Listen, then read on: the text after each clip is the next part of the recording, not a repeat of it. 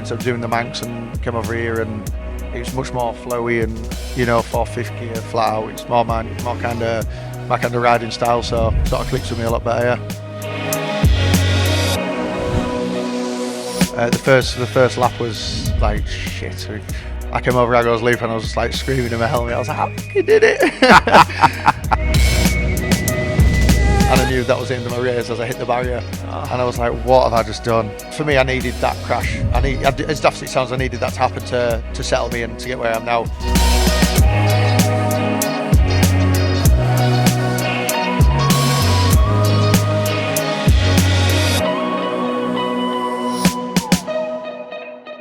Hello and welcome to Off Track, powered by Rich Energy. I'm your host, Dave Neal, and welcome to the Rich Club. We're here in the paddock at the TT, and I'm delighted to say, Matt Stevenson, welcome to Off Track, mate. Good to meet you. How are we doing? Good. How's it been for you so far? Yeah, so far so good, really. Yeah, we first time he was 19, but that didn't go so well, and came back with a bit of suspension and stuff in bike, and it was more or less a standard road bike before. But so far so good, really. It's 124.04, I think. So that was in practice week. We hadn't done quicker than that in the race. I don't know why yet, but you just sort of get into a comfortable pace and just 23 and a half. So we've been happy with that. So no need to push. Excellent. Where did it all begin for you? Croft in Yorkshire. One of my mates, 2014 it was, he says I'm going to start racing, and I was always a lot quicker than him on road, so I thought, well, if he's going to race, I'll race, and I won't be last if he's racing with me. So yeah, just got into it and went to Croft. I went and bought a 1,500 quid old R1, 2001 it was. Just went and got that, and no suspension settings and nothing. Just got some Part 1 Dunlops. Went out. So I don't know how I managed it. Somehow I managed to win my first race, and then second race was a massive high side, and But no, that's how we got into it. Really, just sort of went from there. Then within sort of like 5 or 6 months from that, we got a big bang R1, 2010 one. It's just gone from there, really. Yeah. Making the switch to the roads, you've done some club racing, you've done Thundersport, you've done, I think I've seen you do Supermoto as well. There's all sorts of different disciplines that you've done so far. What was the lure of coming to the roads? Well, it's not that the short circuit gets boring, but it's if short circuit, if you get it wrong, you sort of land in a gravel trap and have a bit of a sore neck for a bit. But if you get it wrong, you end up with 14 screws in your arm if you're lucky. So it was, it's a risk in it. If it's one little fuck up and it's end of you. So for me that's the law. It's all or nothing in a way.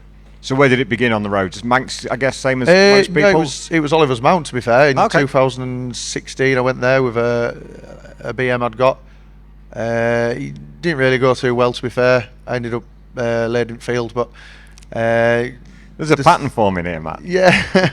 Oliver's Mount, I don't have much look at Oliver's Mount. It's not really my cup of tea there. It's a bit stop and start. And then once I got into doing the Manx and came over here, and it was much more flowy and 4/5 gear flat out. It's more my kind of riding style, so it sort of clicks with me a lot better. Yeah. On your first experience at the Manx to go around the course, what were your feelings? What were you feeling inside when you first took it on?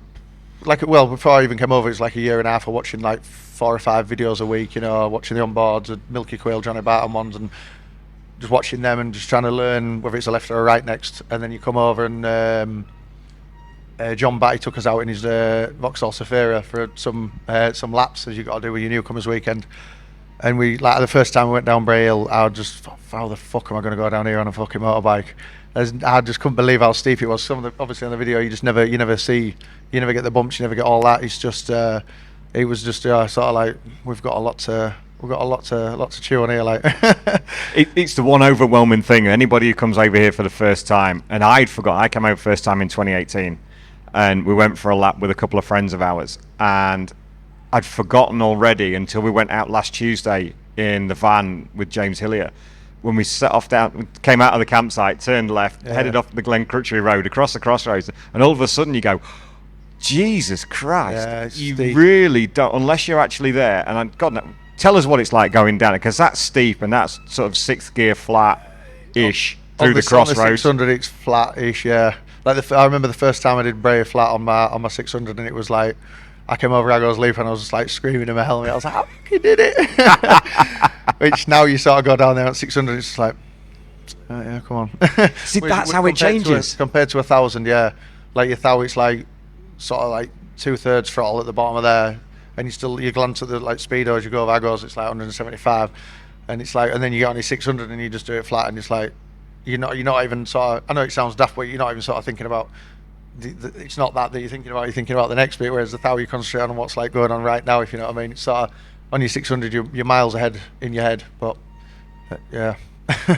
How long does it take you to get dialed in? We've spoken to quite a few of the guys over the last couple of weeks about looking forward through as a lap unfolds. Yeah. On the first night, it's just eyes like saucers. But then as the week goes on, how long before you sort of thinking 2 or 3 corners ahead? For me, it was like the second night. Really, I seem to get quite into the rhythm quite quick. For me, the first lap was like shit. But you know, the second lap, the first lap you're really thinking about what's coming up next, and within like 4 or 5 laps, you're sort of very relaxed and you're thinking about, like say 2 or 3 corners. You don't really have to think about what's coming up next. You just sort of just comfy on the bike, really, as daft as it sounds. Yeah, you just sort of flows and you're not really thinking about it, if that makes sense. As daft as it sounds, you just as long as you're comfy, just do what you can. And for normal people like me, nobody can comprehend how you boys. You sound a bit of a dickhead saying it's like that, like, you know, it's comfy and it's this and it's slow, but it's hard to explain. But that's really what it's like. Is anyone that races it will tell you once you get into the rhythm, it really is. You know, like a lot of people are like, oh, your reactions must be so quick, and you don't need quick reactions if you know where. You know, I like to try to explain to them. It's like you driving to work, as daft as it sounds. You know the road. You don't have to think about it. You're listening to the radio. You're doing this. You're doing that. You're thinking about what you're gonna have what you can do when you get to work, or on the way home, what you're gonna have when what you're gonna have for tea. And it's not like that. But once you know it, you don't have to react because you know what's coming up next. You know, there's nothing takes you by surprise. Well, not unless something goes wrong. But you know what I mean. It's yeah, you don't really have to think about it once you get going. So how's TT Fortnite been for you so far? Really good. Yeah, we got somehow managed to get 15th in Superbike. I think like half of the grid didn't finish, but still. 8 finished first. First you got to finish. Yeah. I think there's like 51 starters and 27 finishes or something. I don't know where all the bikes were, but I didn't see any of them parked up, so I don't know what happened there. But 6 laps, like the first 4 aren't too bad, and then the last 2 for me were, the last lap was just torture. Like I was just sort of hung on the bike. It was just, it's 226 mile, I think, something like that for the 6 laps. It was, yeah, really hard work. But yeah, and then we were 23rd in Super Sport. And we were P21 in Super Stock, but my end can, all the rivets dropped out of the base of it, and I got black flagged on Sulby Straight. So there's a video on Facebook somewhere of me kicking the fuck out of it, trying to get the end can off. So I thought if I pull up, get that off, I can keep going. But yeah, the marshal won't let it go, which is fair enough, you know. Didn't the same happen to Michael Dunlop in the Twins race yesterday? Stopped to make adjustments and then started again, and then got black flagged. Right. So maybe you kind of can't do that. I don't know. Yeah. No, I think if the bike's safe, they'll let you go, but I thought if I can pull over, get rid of the end can that's hanging off and get going again, I'll only lose a couple of places. But yeah, it wasn't safe. So, what's your favourite section of the course? Probably coming from like Sarah's and right through the 11th. At the end of Cronk is good on the 600. That's like one of the other bit that once you do that flat, because my 600 is only like a stocker, so it's 125 hours, so you can do that quite easily. The end of their flat. But yeah, the first sort of couple of times you go through their flat, it's like, and every lap after that, I just can't wait to get to that little bit again. It's a bit like going around Cadwell getting to the mountain. It's that one little bit, and then the rest of it's not boring, but the rest of it's like, oh, right, we're back there again. So you got 18 minutes to do it this time, not 125, 126, whatever we're doing at Cadwell. Balacry's quite fun as well. That's quite a good jump, yeah. But yeah, that's end of Cronk's probably a favourite bit, yeah. Excellent. Talk to me about your time at the Manx, because you had a great amount of success at the Manx, and that's what really sort of put you into the limelight as far as road racing is concerned, as part of the next generation with Stephen Parsons, with Nathan Harrison, guys like that who are going to be the next generation of riders. Talk to us about your time at the Manx. Yeah, newcomer year, we just came over and sort of they pressure you, but they pressure you to not push and just ride around, and just ride around as sort of smooth and as sensible as you can, which I did. I did 115 on my first year, which I was happy with. Like 28th for the junior, I think I ended up in 7th or 8th, I think, in the newcomer race. But I was happy with that. You know, it's like they said, just go steady. And then we came back the second year, hoping with a 28th year before, I was hoping maybe top 20, and we call him Trev, Stephen Parsons. But yeah, we thought Trev, with him being on the podium in the newcomers, I think. Anyway, I think he was. Yeah, he was. Yeah. He was. Yeah. with him being a good lump quicker than me, we thought he'd maybe be top 10, and then me and Kim came over, and it was just me and him that were leading like all practice week. It was either me or him at the top, so we just couldn't really believe. Yeah, it was like, shit, we could be on podium here, junior and senior, if we sort of keep it together. And I had a lot of help off the people's bike. Mark Cubban, he was massive help, and he, before I went out for the junior race, he tapped me on the, like, I had a bit of a chat with him on the start line. He was like, just go out and do what you're doing in practice, 4 laps of practice, you'll be fine. And I'd never had a pit board before. We've only just started racing. I still don't really have one now. And we got one on the gooseneck, and it was like P1 plus 17. And for some reason, the first thing I thought was, if I push on now, I can win this by a minute. Why I ever thought that? Well, hang on a minute. Understand it, but hang on a minute. Shouldn't your first thought have been, right, let's nurse this home, let's go quicker? That did not go through my mind once until I realised I'd outbrake myself into the Craig about 7 minutes later, and I knew that was the end of my race as I hit the barrier, and I was like, what have I just done? I think a few people have said I was inside the lap record for the junior as well, which just to rub salt into the wound. But yeah, but anyway, so a bit of help off Andy Grimshaw, who does suspension over in Alaman, and we got our forks back together and a bottom yoke on it because they were all bent and knackered. But I went out for senior and won that, yeah. So I was happy enough. It was like 5.5 seconds, I think, between me and Trev.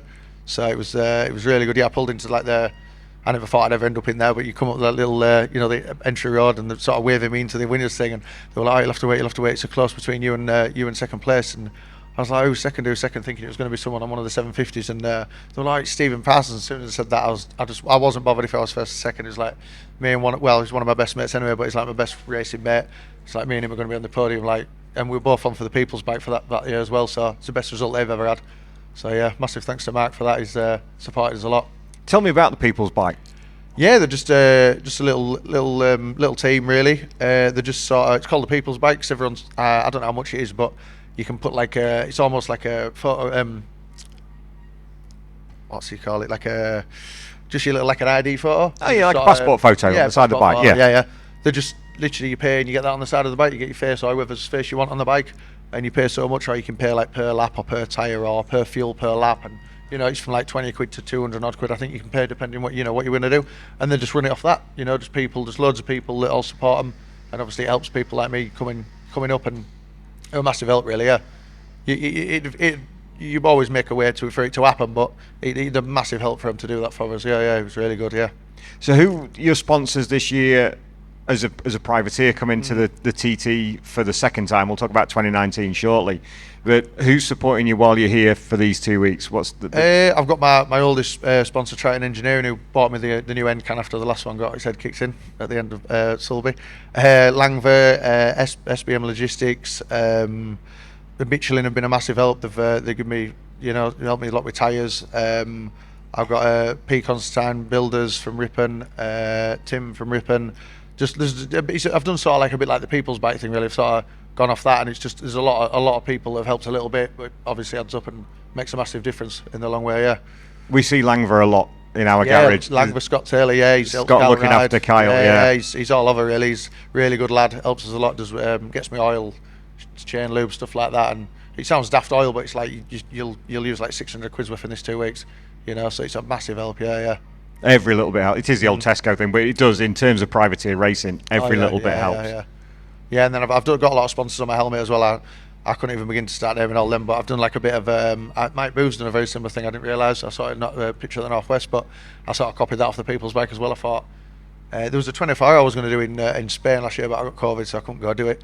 But I thought, well, it's not my bike, so I can't be sticking my sponsor stickers on it. So I thought, well, the other thing that sort of I could use is my helmet. I've just got like a white RI, and a lot of lads are spending 300 or 400 quid on getting it sprayed. I thought we'd use it as a bit of advertising. So it was like your name and my leave for 20 quid, but a lot of people are giving a lot more than 20 quid, so it's added up a lot. And yeah, it's big thanks to everyone that's on there. It's been a massive help this year. Yeah, I think you find when you do that, people will throw a little bit more in, won't they? If it's 20 quid, well, it is a bit more. It's a nice way to it's not happening to be a part of what's going on and be a part of your journey. Yeah. Talk to me about 2019, your debut at the TT. Yeah.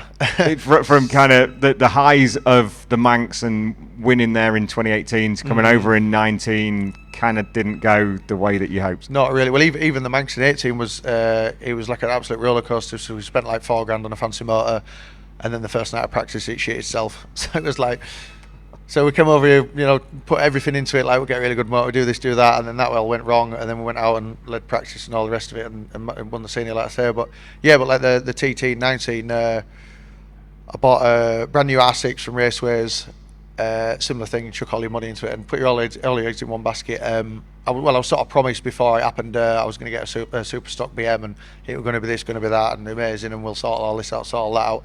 And then 5 weeks before, they were like, oh no, that's not happening anymore. So luckily my mate Andrew Stockdale, he had a couple of BMW bikes in his shed, as you do. So I rung him up, and he had one that he'd actually got off Copart that had been crashed, which is one I've still got now. He chucked a set of forks in it and sold me that. Pretty does a good deal on that. So we came over, we still had like the electric suspension and stuff in. I don't know how much you know about them, but it was just like fairings on it. Apart from the fairings, brake pads, tyres, brake lines, even had the standard exhaust on. It was just a total road bike. Yeah, it was. So we came over here with that, and he was just handling like a shit with it. It's not a surprise. Yeah. But it was daft, really. We should have just stuck to the 600, really. We got one of my sponsors at Wharfdale Race Parts, Harry Whittaker. He managed to get Cadger K-Tech rear shock. I think it was off Lee Johnson's team. So we chucked that on it, which made it a lot better, but the front end was just still horrendous. So we did like a 19.6, I think, on that. And then the practice week was like the worst I'd had since like 98, I think. So we didn't get any practice in at all, really. 4 or 5 laps sort of thing, I think. Went out for the Superbike race, and I got cut shocks the day, obviously, the day crashes. And then we went out for we were going to go out for the first Supersport race, got up to the start line, warmers on, everything else. And I had like a helmet bag at the time, and I always had my chest protector in there. Open the bag up, and the chest protector wasn't there. So my mum bought me the chest protector and was like, you never ride your race bike without the chest protector in. So I had to make sure I had it on. So then a lass who was helping us out at the time, she shot down to the van to get it, and then didn't know where the keys were for the van. So then by the time she came back, I set off running down to go get it, where it's like, the bike's already setting off, and I was number 29. So it was like, I ran down, and as I was running back up with the chest protector in, I was rushing to pull my zip up, and it got caught in the little like lever. Oh no! Little lever slots. Yeah. The zip was stuck then. So then I'm on the start line. Managed to get some pliers off someone, and we were riving it up and down. Would not go. Anyway, the zip ended up pulling in half. So then I ran back down again to my van to put my other levers on. But by the time I got back up, the last bike had gone, and they couldn't let me start. So then we went out for the second Supersport race, and I had a bit of a bee in my bonnet. Obviously, we're missing out on that, and I was convinced I was going to make up for lost time and going to show all these rich bellends how it's done. And so I went out, bulling a china shop, and got to Greeba Castle, and yeah, when I got 5 miles in and hit Greeba Castle 120 mile an hour. What happened? Oh, I nearly died. It's not the crash; it's the sudden stop at the end that hurts. Yeah. It sort of went in with 2 lefts as you're going, and then a right over the hill, over the crest, and I just lost the front there with just going too quick. It was no one's fault but my own. And walk up 15 minutes later at Midlet Road with a bit of a funny feeling left arm from my elbow up, and got to go in helicopter, and it was a good laugh. But one way to get a ride in a helicopter, isn't it? It was worth it. You showed us the scars and the lump that's still there. You still got screws and plates in there now. Yeah, 14 screws in it. Yeah, it's not 14. Yeah, it's not giving me any hassle. It's as good as it was, to be fair. It's a bit of a bruise there now. I don't know where that's come from or what's going on in there, but it doesn't hurt. So that was after the Superbike race, the 6 laps. It's been all right. It's never given me any hassle. It's just with the screws being in your wrist there. If you hit it on anything at work, it makes your whole arm just go numb. Or if you hit any part of it, really. I hate that. I don't know if there's still a mark, to be fair. There's a little lump on there as well. But yeah, apart from that, it's I sort of went into the barrier. It broke against my hip there, and my wrist broke against like my pubic bone. So little fella was a bit black and swollen as well. But there's a road we could go down there, but we probably won't. I think we've had Dave O'Johnson's had the same issue when he crashed at Alton Park at BSB. He had the bruising around the pelvis that you don't kind of see when things like that happen. Yeah. So yeah, it was very tender. And when I was in hospital, they were giving like the softer foods, and I managed to get my mates to bring me a McDonald's in, and they did say don't eat it, but I did eat it, and then it just felt like someone had the hand inside, because with the internal like damage, it felt just like someone had the hand inside of me. I was just like curled up in a ball. It was absolute. I don't think I've ever been in that much pain. Like the breaking my arm was the easy bit. That was horrendous. Like, and weird enough, my arm never. It didn't hurt until after the operation. Obviously, there'll be the painkillers and whatnot. But he just never. And I don't know what they'd given me before I got off the helicopter. But when I was laid on the slab, as we call it, they cut my levers off, and I had hold of this arm with that hand, and I was moving the bone inside my arm, showing the doctor. And I looked at him and I said, that's fucked, innit? He was like, just stop wiggling it about.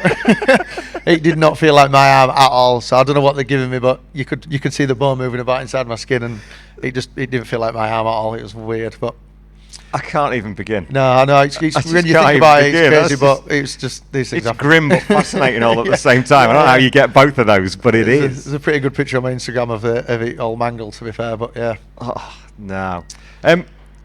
Where we're going now? We're going to. Well, let's come to this year. As you sit on the start line, I've spoken to all the boys I've spoken to while I've been here. Is just one thing that I want to speak to everybody about, because it absolutely fascinates me. When you go through the first barrier, the mechanic walks away, you're paddling down to the start line, and Tapman's at the front there. Yeah. He's got the hand on your shoulder. You're looking down the Glen Crutchery Road. What are you thinking? In the Manx in 18, I don't think I've ever been that nervous in my life, because I knew I had a chance of winning if I pulled myself together and didn't hit the crag again like I did in the junior. There was a lot at stake in my eyes. Whereas coming here, maybe not 19, but this year definitely I've took not a step back, but I'm a lot more relaxed with it, and I've not put any pressure on myself, and I'm just riding round. So I'm not as nervous as I have been when you get into that area there. It's just sort of this year, it's just been, well, see what happens in the next few laps sort of thing, just have a ride around and just chill out. And you spin, as daft as it sounds, the crash has probably, even though it nearly killed me, it's definitely saved my life, I would have said, with how it settled me. And I'm a totally different rider now, and I saw there was like Derek McGee and Dave O'Johnson, all the rest of them. They were Dean Harrison. They're out in the pub a couple of nights before I crashed, actually, and we were having a bit of a chat on this, and they were all saying, never sort of relax around this place. Always concentrate on what you're doing, and it will bite, and this and that and the other. And maybe in very big bollocks, I've gone out there and thought I was going to win everything and crash, but you never listen. You just think, should it be old fucker? You know what I mean? I don't mind how many TTs and what speed they've gone round. I know what I'm doing. I've been racing 6 years. I'll be fine. Didn't have a clue. That's a hard lesson to learn, but a good one, because it's made you faster. It does have to happen. Yeah, definitely, it does have to happen. I just didn't listen. For me, I needed that crash. As daft as it sounds, I needed that to happen to settle me and to get where I am now. And once you get out into that bit, it's not been too bad this year. I'll try and do the same again next year, but you try not to put pressure on yourself. Just go for a ride around. That's all I've been doing, and nearly every time I've been out, apart from the actual races, but every night in practice, I've been faster and faster and faster and faster. So it's working that way, just sort of ride around and just enjoy it. If you're enjoying it, you're quick, It's exactly what David Todd said. As long as he's happy, he's going to be fast. He's very good at keeping, like Hickman is as well. They're very good at keeping like a chilled out mind. And I don't know who the lad was in front of me before the super stock race. He's sponsored by OnlyFans. I don't know what his name is though, but he was Thierry. He was on the start line. Timothy Mignolet or something. Giving it all this and slapping his tank and getting all wound up, and I'm thinking, he's going to be an edge back. I'm going to see him in about 10 minutes laid upside down somewhere. He's getting all riled up, which if that works for him, that works for him. But I'm more like, just chill out, see what happens, have a ride round, just have fun, do some wheelies. Wheelies and skids. Yeah. Wheelies and skids. Yeah, you see Tommy Bridewell doing that before he goes out. You see Jack Miller doing that before he goes out. And you kind of think, if you have to do that... Yeah. It doesn't work for me, but I know everyone's different. Of course they are, but you just think maybe a more quiet approach is the way. For short circuit, it works. You have a bit of a chat with yourself on start line. You think, right, I'm going to make these fuckers have it here. You know what I mean? Get my elbows out. I'm going to give them it. But round here, for me, it doesn't work like that. You end up laying in the middle of the road with one arm. So I've just chilled out approach from now on. What's the aims for the rest of the week? We've got a busy day tomorrow by the looks of it. Just after 19, it was just sort of just get here and try and finish all 5 races, which because my exhaust dropping off your super stock, we're not going to manage that. But there was sort of maybe I was hoping maybe get a couple of top 30s, and then we've been 15th and 23rd. It's just like, okay, we're well in that, which is sort of, once I got the 15 in Superbike, it relaxed me even more.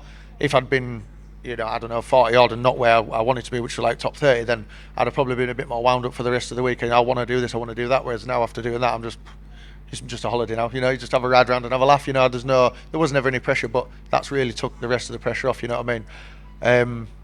But yeah, the rest of the week just saw. I don't know what they're doing race-wise tomorrow. I don't know if it's Super Sport. Maybe it'll be. I suspect it'll be a couple of laps of Super Sport. Throw the sideys out, and then hopefully a full 6 lap senior. Well, maybe not. Hopefully, I don't know what my arm will do, but 4 will do me. Maybe a 4 lap senior for you then. That's fine. 4 will do me. we can cope with that. And then post TT, what are the plans for the rest of the season? I've got the 24-hour in Spain that hopefully I'll get to this year. We'll have COVID again. Nardi's doing it as well. We're doing Basomba racing. So we'll go do it with them and see how we get on with that. They got a podium last year as well. I was sat at home watching the live time and being like, could have been me on that podium.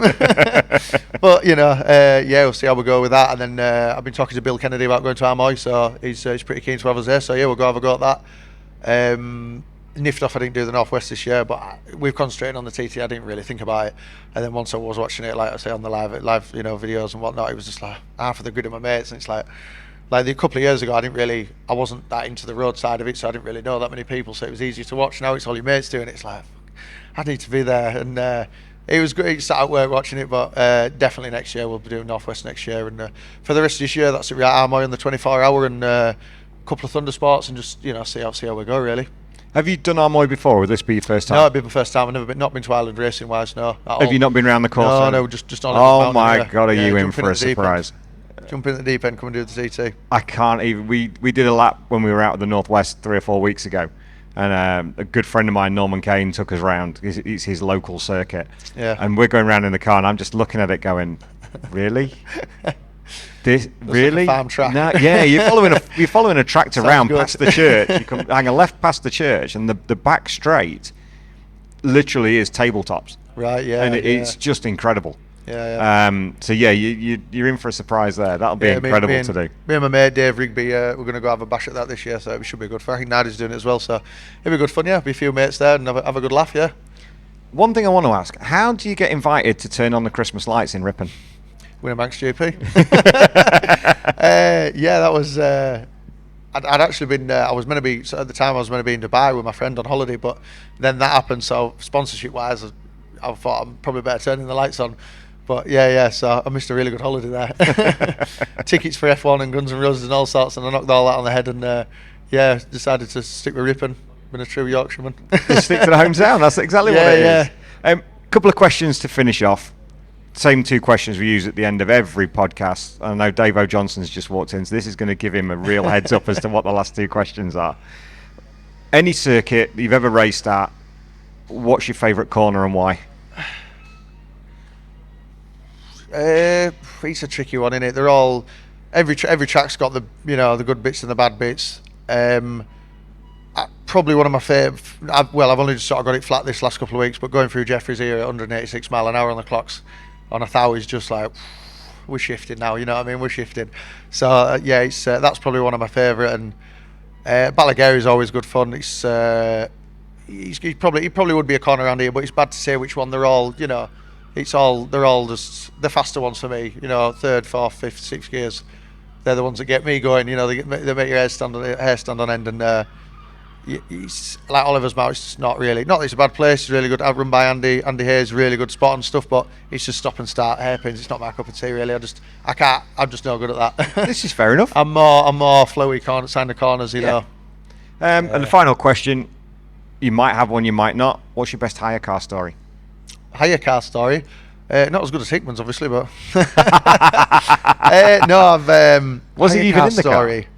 It wasn't my hire car, to be fair, but when we came over to the Manx GP, we did a few laps with Darryl Tweed and my mate Stephen Parsons. So we'd been out in town on some scran and stuff, and then Darryl Tweed gave us a shout. He says, "Oh, we'll go around here." I don't know if it's a Ford Galaxy or Vauxhall Zafira. It's a big people carrier thing. I think it's a Zafira. Anyway, we did a couple of laps and that, and I don't know if we were insured or what, but we all took a turn and we went through the bottom of Bagaro at 95 mile an hour in a Vauxhall Zafira at about 2:30 at night. While was it me or Trev that was driving? I can't remember. But Darryl Tweed was trying to sleep on the back seat because he'd been driving all day. He was like, "I'll sleep in back. You boys have a drive." So that was pretty hairy. And one of the lads got caught doing 112 mile an hour through Kirkmichael at about 3 a.m. by the police, and they pulled him over and. They're like, "What the fuck are you doing?" He was like, "I'm just, I'm learning the track for the Manx." He was like, "Oh, fair enough, just don't do it again." He's like, "How do you get away with doing that in a 30?" That's incredible. And we were coming over the mountain with one of the instructors. I can't think which one it was now. And we were on the wrong side of the road because he was showing us the lines. Oh, it was Jeffries showing us the lines, and there must be someone who reported us for being on the wrong side of the road or whatnot. So we got back here and this, well, yeah, unrecognisable, this spot when there's, there's no one else here. But came back down here and the police came over and this, this number plate's been reported on the wrong side of the road, and same thing again. He was like, oh no, we're just showing the lines for the newcomers. All right, fair enough. Just, that's fine, no problem. It's all right, don't worry about it. The joys of being on the Isle of Man and being a racer. Good fun. Get away with anything. Nearly. Nearly. Brilliant. Wish you best of luck for the races coming up tomorrow, for the rest of the season. And we'll catch up again another time, I'm sure. No problem, yeah. Matty Stevenson, thank you, mate. Thanks.